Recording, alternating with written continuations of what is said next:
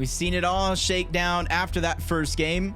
Nebs and Kuduo sneaking away that win with a great heal-off opportunity. Merstash and Malabuka battling against iDrop and Hariz for the high ground. That was our second and third place teams.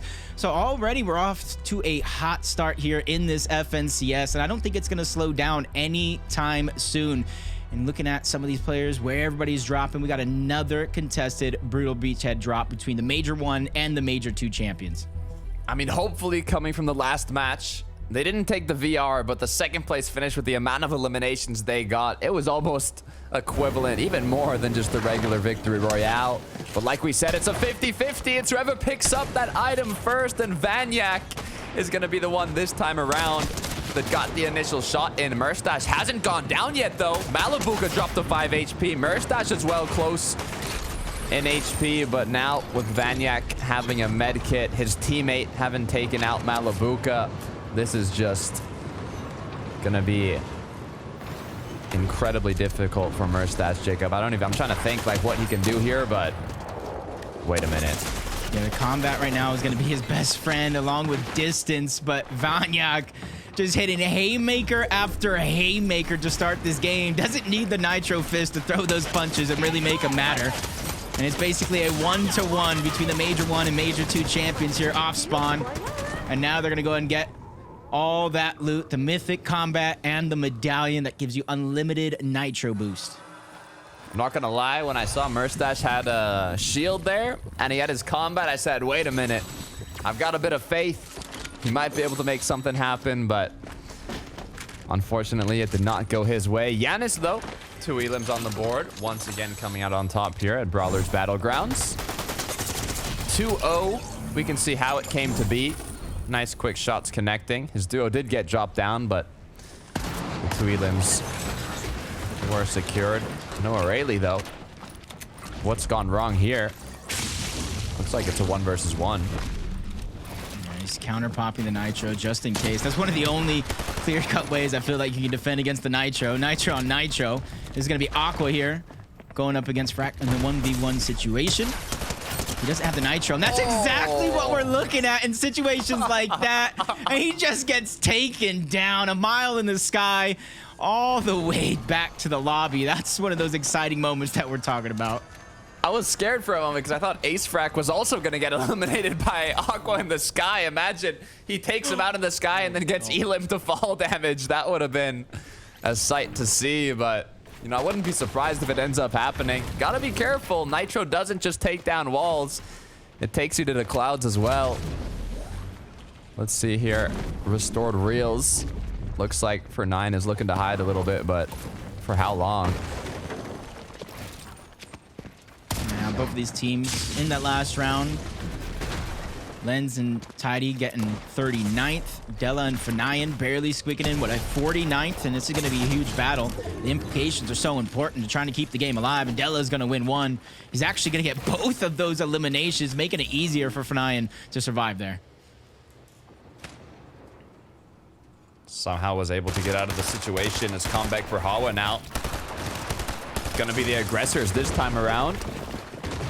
The small little shack was their home base, but with the Nitro activated, quickly turning the tables around as Prohawa almost got cracked. Good news is Comeback incredibly healthy, able to kind of slow things down, pace out this engagement a bit more, as just one more big shot needs to be connected here for Comeback to come out on top. But you got to be careful as it's getting all close and personal now. Prohawa's gone down. It's changed it to a 1 versus 2. There's a third party coming through as well.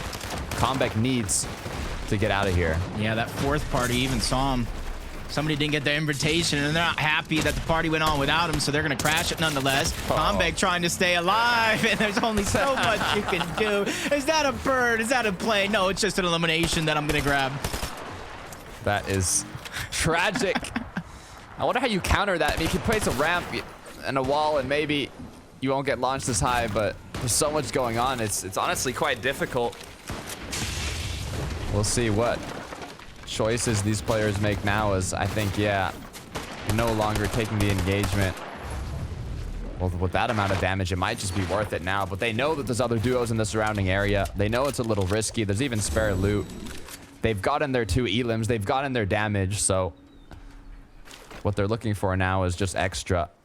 It was really going to look like it was going to go one way, and then just everybody just pounced into the box. Fire Hunter and Artist trying to stay alive, and Artist goes down. Nitro's into the box, 80 onto the first player. He dashes right out yet again, changes layers to make sure that they don't know exactly where he's at, but they see him trying to dive away. That's Della again for Nyan. They're just kind of go fight after fight, try to pick up the pace, and they pick up a couple more eliminations.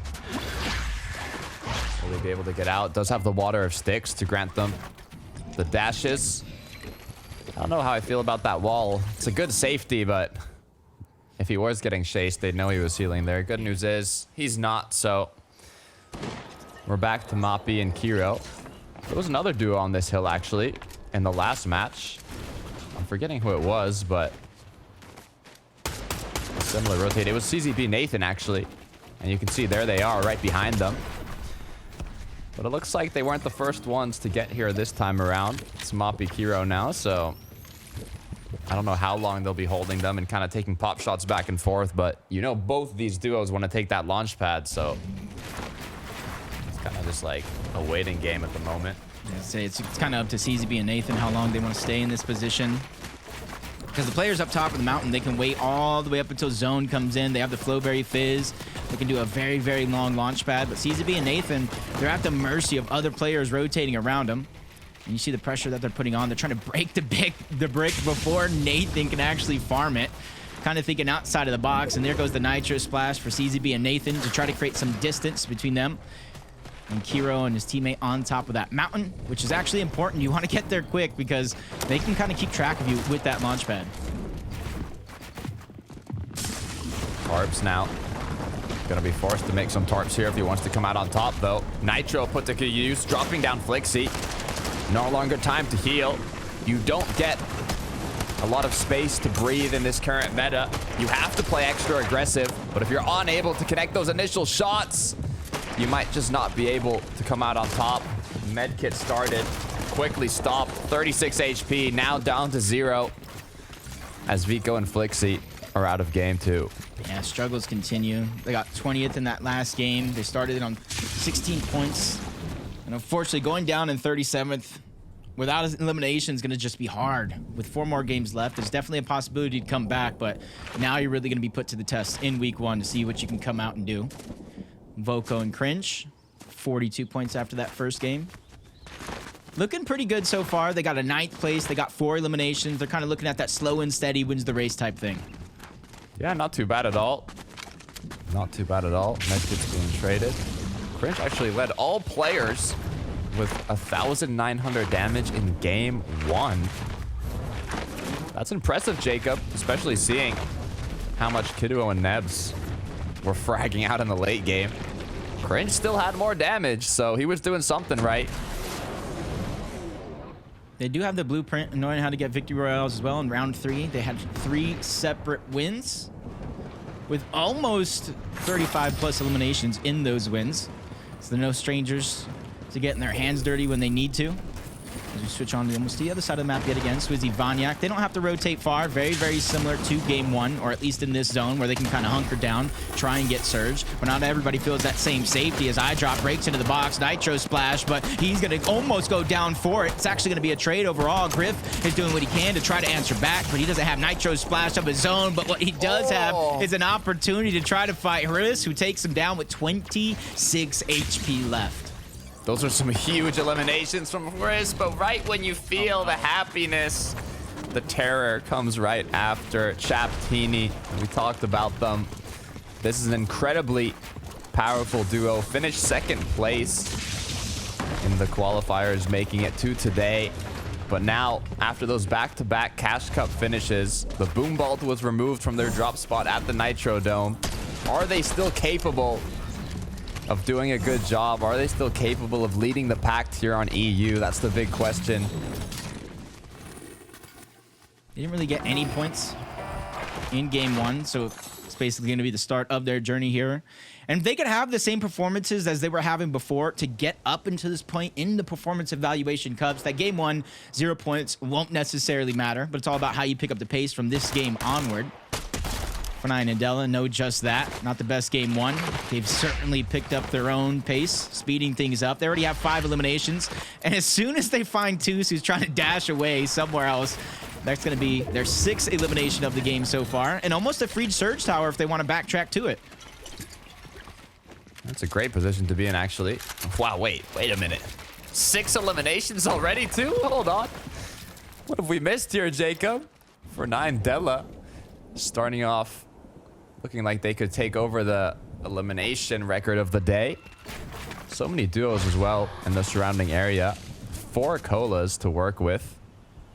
You said it yourself, they're going to go right back to their surge base. They don't have to do anything aggressive anymore. As Yanis and Pixie, 6 nitro splashes and even more left over. I feel like the variation of heals this season allows for a lot of flexibility in the duo. You got the Cola for Giannis, which gets a little bit of HP, mostly use it for shields. You can kind of cap off the rest with the Flowberry Fizz, and obviously their Nitro Splashes. I would imagine Pixie has medkits in his inventory, maybe some big pots or minis to kind of round off the rest of those heals, and then you kind of have that flex. Both can carry Nitro Splashes, or you can have an extra item slot or weapon slot. So I like what we're seeing coming out of both of those guys and really putting it to use. Taking a look once again, Chaptini looks like they weren't done with their momentum as they got themselves into another risky situation here. Both players now in zone, but it looks like they're still not done as they start building up. Are their opponents going to fight back? Are they going to box up? It's normally not the best play to box up in this current meta, as you can get surprised quite easily. And there it is. Quickly realized, you know, maybe we shouldn't take this engagement. There is the River of Sticks, so they can get those dashes by dipping their toes in that water, but taking a fight when you have to rotate might not be the best idea this time around. Yeah, and some people might be asking, why did they run back in the zone? Why did they run deeper in the zone? Chapatini have their eyes set on the bunker, opened up, see what scraps they can get out of that one. And you see the other side of the map, Mariah and Cade doing the same exact thing, fighting for these bunkers outside of the zone. There's going to be heals, especially if you actually have some more, and it allows you to kind of get the rest of your loadout if you don't have it. And with all that gold, it allows you to add some of those attachments, whether you want an extra couple shots in your Gatekeeper, an extra couple shots in your Thunderburst, or maybe just a quicker reload. The choice is yours.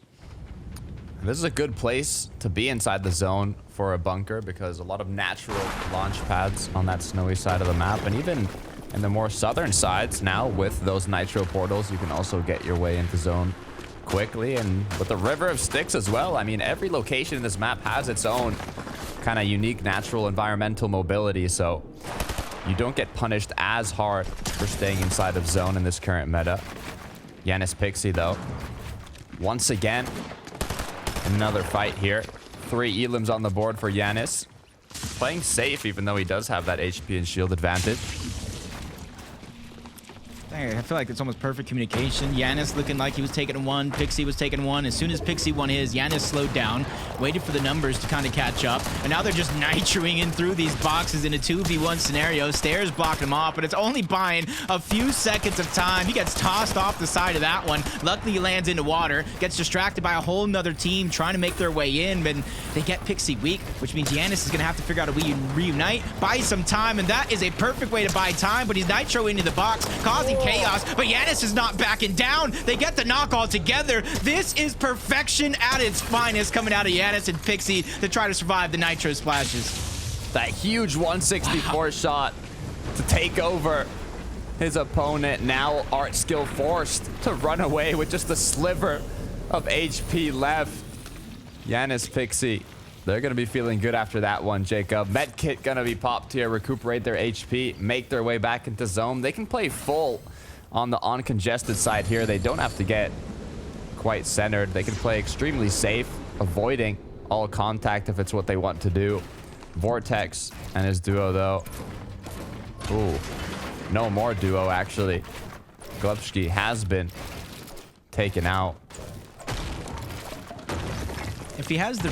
Oh, no heals. Ugh, I was trying to formulate some sort of a theory for him to survive, get Glebski back into the game, but without very much HP, which he doesn't have any in his inventory, and he lacks some as well. He's at 77. I was going to say scrap together some HP, use the launch pad, go deep into zone if you have the reboot card, but Vortex is definitely stuck between a rock and a hard place, trying to decide what he's going to do here, especially if he's not able to find any heals that's left behind on Rift Island. Yeah, it's going to be tough. But anything's possible here. You can see how many builds have been placed, the amount of action that went down on that Rift Island. His opponent, though, is going to bring Ju back into the game. But it looks like a duo might not let that slide so easily. Quickly, though, tables do turn without even losing too much HP. Still 64 shield, 100 HP with that elimination on the board. It's now even turned into a 2 versus 1. He's going for the revive, but he does have the nitro splashes still, so it's not going to take long for him to break into the box. I think Mappy heard it at the last second. In comes Ju, fresh off the reboot, trying to disrupt this fight as much as possible. Even if he has just a little bit of a pistol, that's enough to break through some of the builds. They're not slowing down just yet. Another nitro splash. They know they have to seal the deal, but Mappy playing defensive. That's a nice shot to back down Asa, buy him some time. He goes on the offensive, trying to clean it up, but that's what's going to do him in altogether. Valiant effort coming out of him trying to fight back from that, but Asa and Ju just expertly played, especially since they were the ones getting that reboot. Kind of issue for not going in together there, trying to cancel the reboot a little too early. Caused them to go in one at a time almost. Quickly turned it into a 1 versus 1, so great job for Asa and capitalizing on that situation. Ju, though, we can see how he was able to take out Lubsky initially. And this is where it kind of all went wrong for Kiro and Mappy. I just think right now, because of that first fight, if he would have just landed at least 180 damage overall instead of the 36 that he landed, that would have been a whole different story. That shot, when he pushed in, would have actually got the elimination. And that just goes to show, when you're close to quarters like that and the nitro splash comes in and it breaks the box, it causes a lot of disruption into the game plan. It bumps you back. It forces you to miss a shot. And that's a perfect example of that. Gotta stay locked in. Gotta stay locked in. Marius, Sangild were playing very aggressive in the previous match. I almost always saw them in a fight. There wasn't a lot of times where they were just rotating and playing kind of more towards zone. So they might have changed the pace up a little bit here. Is this another one for Asa? Art skill now. What a way to come back. It's unfortunate because that's art skill. He was still weak from, remember when he ran away from that first fight. I believe it was Chapatini or maybe Yanis and Pixie that he was fighting against before. They took down his teammate Fire Hunter, and eventually he gets found out. Top 30 situation. You're seeing the Nitro ring boost along with the Flowberry Fizz. Covers so much distance, allows you to slide. You quickly bunny hop yet again, and look at that. Just a hop, skip, and a jump away. They're at the Nitro Drome in zone. It's what I was saying, Jacob. Wow. Every time I see Marius, every time I see Sangild, they're fighting. And once again, living up to that theory. But this time it is not going their way. All it's going to take is one Nitro into the box, as now Marius is forced to try and escape this situation. But with 2 players hunting him down like prey, how far will he be able to make it? Yeah, everybody's kind of stacked on that side. Chapatini just go into the dead end underneath. Finish the elimination onto Toos. Quickly going to be able to get that revive back up. They have to be careful. There is a team positioned right above them. And there's only one way up and out of that one. And it's right into Karma and reverses hands. EMP going out, but that's going to be a fake. They quickly jump right back down. And now it's a waiting game. 137 damage above the threshold. They're quickly falling below it. They can only stay here for so long. And they're actually going to quickly try to rotate to zone. Maybe get some shots elsewhere or try to gatekeep Teeny and Chap out. Take a look at the map. At the bottom right, zone has pulled far, so they can play the waiting game, but it might not be the best decision when you need to rotate to get the zone. You can see now some players choosing to do it quickly right off the start. Almost no duos currently inside of the zone here, as it did pull a bit southeast. However, the rotates are coming through, and for the duos that are already boxed up now, it's going to give them a bit more freedom to kind of look around and take shots at these players rotating in. I like that ramp that Ju put in there because it's going to stop them from being able to break in and still allow him to fire a shot right back. So little things in a meta that is this chaotic that really makes the difference. We saw some players defending the Nitro, landing crucial shots, ending up on top, and then little edits to your stairs like that, trying to give you as much of an edge as possible.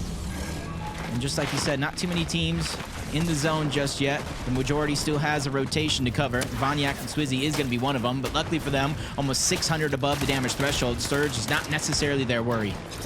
Neither is materials, as you can see, almost full maxed out, especially with that elimination now. Spare materials, actually, that they can even use to build their fortress if this is the position they want to keep inside this zone. Although it is going to be the most congested side, as all the duos are going to be rotating right towards where they're currently boxed up. So it might be smart if they want to play it safe, seeing that they already have more than enough damage to kind of get a bit deeper into zone here. But at this point, it's already so late that any type of rotation can be risky. This also seems like their whole tarp, so they already got their base made. Wow, they just beamed through the box, didn't really stand a chance. And that's just a smart play. You know, they know that it's eventually, if it pulls up over that mountain, they are already going to need some elevation, so why not proactively prepare? Also get a line of sight in that distance. This is Yanis Flixie, 6 eliminations so far, 1,400 damage above that threshold. What Storm Surge? They don't have to worry about it from here on out. They just got to worry about the rotations. And it's going to be quite a doozy when it comes to rotations, because they're one of the farthest pulls in the entire lobby, and they have to go up a little bit of a mountain into some duos. Yeah, it's going to be an interesting rotate. Vanyak, I wonder what happened here, as he's incredibly low. It might have been the engagement against Karma, but he's going to get knocked down. Swizzy now kind of just doing all the work here as Vanyak heals up. Both players now looking like they have game-winning loadouts with the amount of damage they've stacked up as well. All they have to do is play consistent here, and we should see an incredible finish from this duo. Yeah, it almost looks like them and Malabuka trading jobs. Whoever wins off fight has the best chance to make it deep into that game. So important to be able to save a lot of those shields, as Della and Fanai are going to be the first team to try to take over that high ground. They have it for now, but they have to wait and see where this next zone pulls, so they're planning accordingly. And what a shot from Della on the Fire Hunter, looking around the lobby. And this is what happens. Just quickly look towards the backside of the zone, where every player has to make a mad dash to try to find safety. Put to sleep. Haris and iDrop were the players that tried taking height first moving zone in the last game. Now it's going to be for Nine Dilla. We'll see where this zone does end up pulling, though. Is it going to pull towards them? Is it going to pull far? They're almost kind of centered enough where no matter where it pulls, they can technically make their way there, except for the place. So I thought it pulled to the opposite side is where they were building towards, which was the furthest side, but looks like they got a nice little zone to stay up above. So hopefully they can maintain that positioning. For Trulex and Chicho, though, they know someone's in there. They see his outfit. And good night, Jew. Unfortunately, not much you can do there. Yeah, and you've seen the late game switch up. Both of them at one point or another had the DMRs. Chicho finds that Thunderburst down below, switches on out. Close range combat, you're going to need it much more than those actual DMRs. Fanai and Della, they're up top. They have to be careful. One team waiting in the wings, just one layer below. And we've already seen it happen in game one, where a late challenge for that high ground had costed the team up there. Haris and iDrop everything in terms of winning it. Still able to scrape together a top 3, so not bad overall. Positioning is Yanis Pixie. Slow and steady wins the race. They don't need damage. It's all about picking the right rotation. They're trying to catch out Chap and Teeny on their rotate. They know they have the damage there. Nitro Splash coming out, and they're just trying to rotate their way to safety. Trying to make something happen here. 7 on the board as they look to chop out height. It's Vanyak Swizzy with this loadout. This is the duo that has potential to do it. They're still a little too far below, though.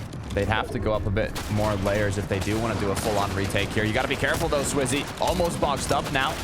Down to just 5 shields left over. It's going to be forced to recuperate here. Good news is he has grouped up with Vanyak. They're together now. Going to trade that medallion, recuperate shield. Yeah, instantly seeing him knowing the situation his teammate was in, drops it on over. Pixie, everybody's just getting tossed upside down above the map, all around. Yen is trying to survive, especially by himself. Pixie gets lost. That's Marine who's able to get that elimination. A good amount of loot as well, but the piece control is on Yanis' flavor. He's going to start the heal off just a little bit early, try to get together a couple more placement points. Very, very similar as he did in game 1.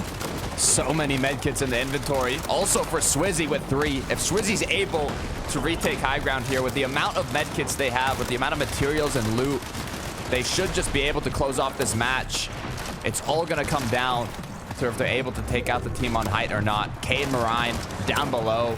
We talked about it in the previous match. Being on the low ground is incredibly dangerous with the nitro splashes put to play. Look above, though. Vanyak in a battle. Swizzy has already taken out one. Last player eliminated as well. They've taken height, Jacob. Now they just have to close it out. Yeah, they tried to nitro splash on back, but it was just too late. Vanyak and Swizzy already did too much damage to their opponents. Now they have full control, immediately putting it to use. Look down. They not only get down Kenty, they take down Cool. They're just taking names left and right, adding it to their list of eliminations. It's Chicho. He's just trying to heal off outside his zone. A couple extra placement points are huge. We're now into the top 9, where half of the placement points in the entirety of the game are now at. Oh my God. A lot more medkits put into play this time around. Marine not missing a single shot, as now he's popped the medkit. I'm not sure if he has time to get another one off, though. Only 3 players down below in the zone, the rest of them in the storm. Yep, there's only one duo. One duo left in this lobby. It's Swizzy, it's Vanyak. They're looking down. They're terrorizing everybody underneath. Chicho is going to be the next player in their line of sight. He's just getting forced deeper and deeper towards the zone, rotating next to a couple of those other solos. Doesn't even have the nitro splash to get out of a tough spot if it comes down to it. Right now, Flowberry Fizz is going to be what's ended up popped here. Still no medkits to tank the zone. Vanyak Swizzy somehow, in the blink of an eye, went to 13 eliminations after they took height, claiming the record for today, but they're not even done yet. 4 more opponents for this duo still up, trying to plan out how they're going to finish it off. Medkits getting traded. 6 total medkits for Swizzy. It looks like Vanyak is going to be the one that's going to drop below, get a piece of that action. Can he close it off? Yeah, he's going to play Disruptor. You know the win's already sealed. Now it's all about the clips. It's all about the highlights. Chicho goes down. He goes back to back. 15 eliminations for Vanyak and Swizzy. From the Major 2 champions, they just dominated everybody. Look, we had a feeling, even just going into that end game, before the moving zone started, you could look at their loadout, you could look at their materials, you could even just look at their confidence from this duo. They wanted to come out on top. All they had to do was take height at the perfect time, and you can see that's exactly what they did when they took out for 9. Yeah, and they just didn't do it on a whim either. Multiple times they were on that mid layer. They were trying to focus upward, shoot towards the top. We saw them get nitro pushed into the box multiple times, but they still remained consistent and true to their plan. Look up at height late into the game, pop the nitro splash as they try to outbuild us, and just fight them for the win. Swizzy and Vanyak, you got to go ahead and look at this team as one of the teams to have a chance to maybe repeat this major and let that top 10 global champion spots trickle down to maybe top 11, top 12 to see who else makes it in.